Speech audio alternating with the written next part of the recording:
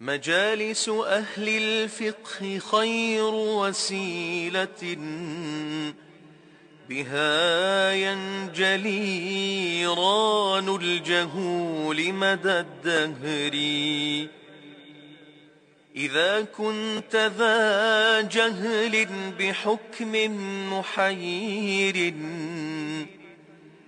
فسل عنه أهل الذكر إن كنت لا تدري.